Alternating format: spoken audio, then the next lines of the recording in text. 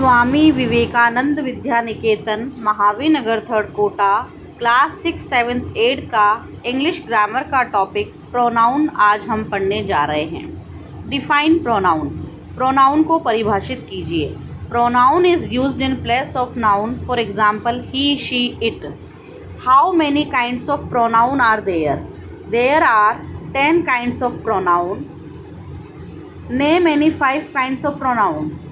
और प्रोनाउन 10 प्रकार के होते हैं, लेकिन 5 प्रकार के नाम बताने हैं। पहला personal pronoun, reflexive pronoun, demonstrative pronoun, interrogative pronoun और रेसिप्रोकल प्रोनाउन।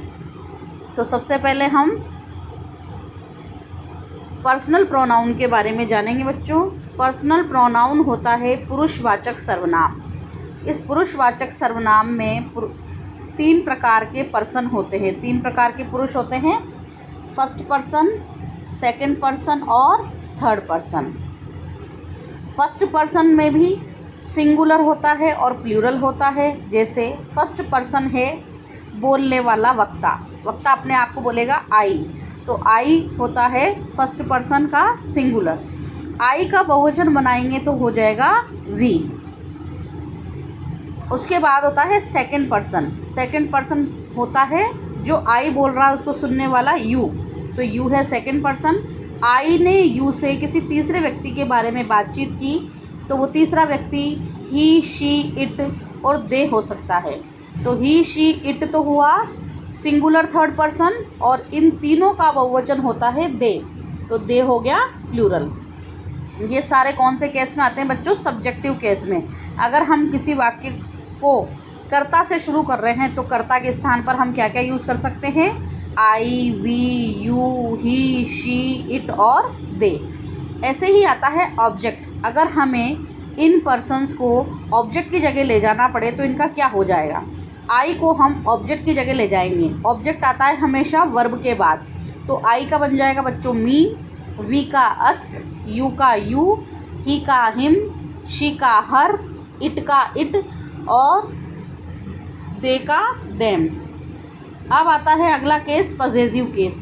किसी भी व्यक्ति की कोई चीज़ होती है, कोई अधिकार होता है, वो उस चीज़ को अपनी साबित करता है। तो आई की कोई चीज़ है तो वो कहेगा माय, वी की है तो आर, यू की है तो योर, ही की है तो हिज, शी की है तो हर और इट की है तो इट्स, दे की है तो there. Reflexive pronoun. Reflexive pronoun क्या होता है बच्चों?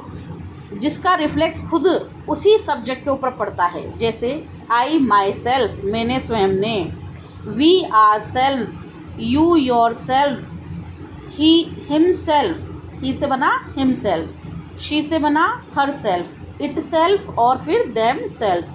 तो इस प्रकार से ये पर्सनल प्रोनाउन की टेबल है बच्चों, जो आपको अच्छे से पढ़नी है और समझनी है। अगला प्रोनाउन है बच्चों रिफ्लेक्सिव प्रोनाउन। रिफ्लेक्सिव प्रोनाउन का मतलब होता है निजवाचक सर्वनाम। जब वाक्य में जो सब्जेक्ट है उसका रिफ्लेक्सिव केस ऑब्जेक्ट के रूप में आता है तो उसे रिफ्लेक्सिव प्रोनाउन कहते हैं। जैसे ही सेड टू, उसने कहा, किससे कहा? हिमसेल्फ, उसने अपने आप से कहा।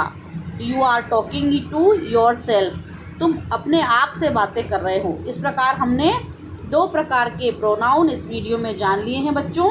पहला पर्सनल प्रोनाउन और दूसरा रिफ्लेक्सिव प्रोनाउन।